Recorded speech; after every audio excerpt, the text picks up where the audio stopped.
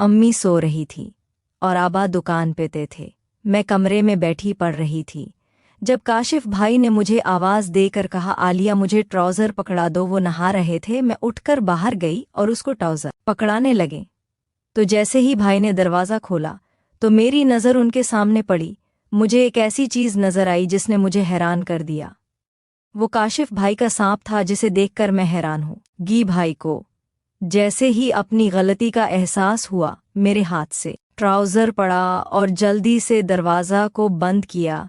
लेकिन अब क्या फ़ायदा, में वो चीज़ देख चुकी थी जिस पर मेरा कोई हक नहीं था। मैं काफ़ी ज़्यादा परेशान हुई कि भाई को ऐसा नहीं करना चाहिए था। वो जानते थे कि उनकी हालत ऐसी नहीं कि अपनी बहन के सामने जा सकें, उनको एहतियात करनी चाहिए थी।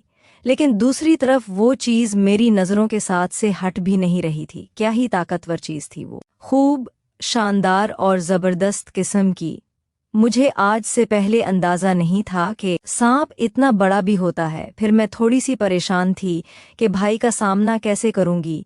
वो भी जान चुके थे कि अली ने उसे देख लिया था। मैं बिस्तर पर लेट गई और आंखें बंद करके सोने की तैयारी करने लगी। मेरी आंखों के सामने वही नागिया जो पन फैलाई था। अचानक से मेरा दिल किया कि उसके सर पर प्यार से हाथ फेरा हो तो वो आराम हो जाएगा और कोई भी नुकसान नहीं पहुंचाएगा। मैंने तसव्वुर में है उसके सर पर हाथ फेरना शुरू कर दिया तो वो आगे से मज़ीद फैल गया, लेकिन उसने मुझे कोई नुकसान नहीं पहुंचाया। शायद इसलिए कि वो किसी और का नहीं, मेरे भाई काशिफ का था। मुझे ख्याल में वो अच्छा लगने लगा और मैंने उससे दोस्ती कर ली और मुसलसल उसके सर पर प्यार से हाथ फेरने लगी तो मुझे मीठा सा एहसास हो रहा था और जिस्म में मुख्तलिफ जगहों पर चींटियां सी रेंगती महसूस हो रही थी। तभी मेरे कमरे का दरवाज़ा खुलने की आवाज़ आई तो मैंने झट से आंखें खोलीं और जो मज़ेदार सा तसव्वुर बन रहा था तो वो टूट गया। काशिफ भाई मेरे पास आकर बैठ गए और बोली, आज तो काफ़ी ज़्यादा गर्मी थी, 2 बार नहा चुका हूँ।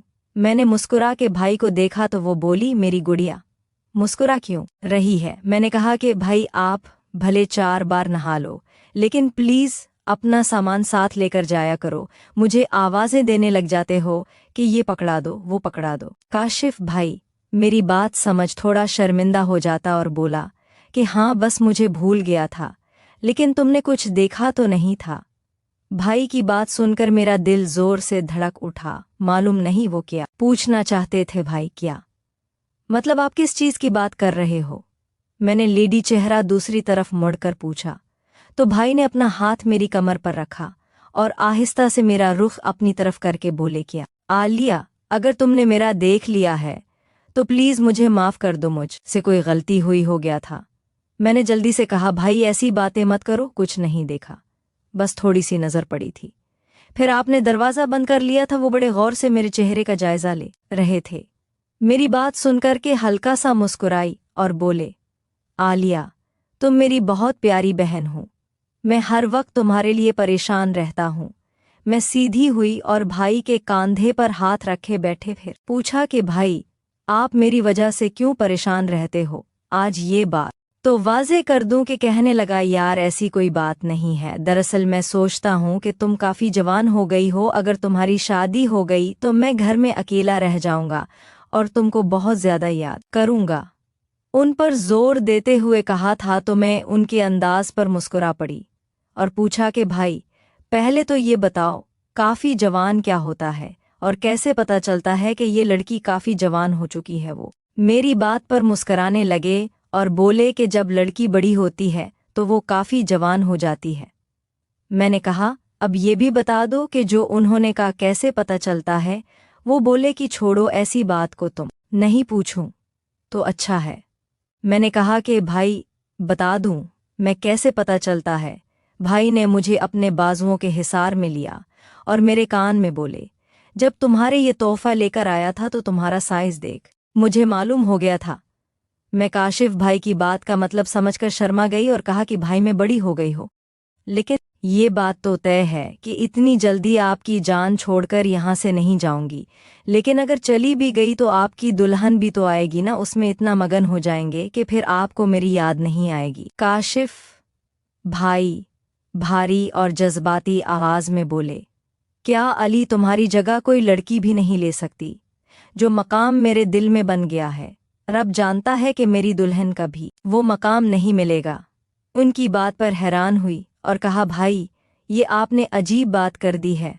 उनकी अहमियत और प्यार अपनी जगह, लेकिन बहन की कमी पूरी नहीं कर सकते। मेरी बात सुनकर काशिफ भाई कुछ देर खामोश रहे, फिर बोले, आलिया मुझे एक बात बताओ।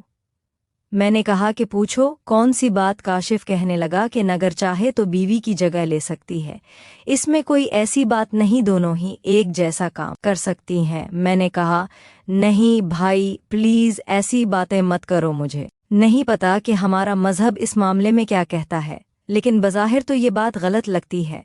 दोनों का अलग काम और अलग मकाम है। भाई ने कहा, भले तुम्हारी बात अपनी जगह ठीक है, लेकिन दोनों के वो मकाम तो एक जैसे हैं ना भाई। की इस बात का मेरे पास कोई जवाब न था। वो बाकी सही कह रहे थे कि दोनों के मकाम एक जैसे होते हैं, बस सोच का फर्क होता है कि बीबी ये काम कर सकती है और बहन से करवाना मुनासिब नहीं है। इस पर मैं खामोश रहे तो भाई ने पूछा कि गुड़िया मेरा तोहफा कैसा लगा? मैंने कहा, भाई आपने इतने प्यार से दिया है तो अच्छा ही लगेगा। वो बोले कि हाँ प्यार से तो दिया है, लेकिन पहन कर दिखाऊं फिट है या बुला है? मैंने कहा, भाई अभी तो पहन कर नहीं दिखा सकती, तलवार आएगा तो उसी दिन पहनूंगी, क्योंकि आपने भी तो उसी दिन के लिए ला कर दिया था ना। वो बोले, हाँ लेकिन अगर तुम पहन लूं तो कोई मसला नहीं है, मैं तुम्हें और ला दूंगा। मैंने कहा, भाई बहुत शुक्रिया, आप जैसा ख्याल रखना। अल्लाह भाई, अल्लाह हर किसी को दे। भाई ने कहा, अली तुमको पता है कि त्यौहार वाले दिन समीर खाला भी आ रही है, पूरे 10 दिन हमारे पास रह जाएंगी। मैं पाखाना खाने का सुनकर बहुत ज़्यादा खुश हुई, क्योंकि हम दोनों बहन भाई की खाला से बहुत दोस्ती थी, क्योंकि वो हमारे पास अभी गैर शादीशुदा थी, बस मुझसे 5 साल और काशिफ से 28 साल बड़ी थी। मैंने कहा, भाई लाहौर से वो किसके साथ आएंगे? तो काशिफ भाई ने बताया कि ट्रेन पर अकेली आएगी और मैं स्टेशन से उनको घर ले आऊं।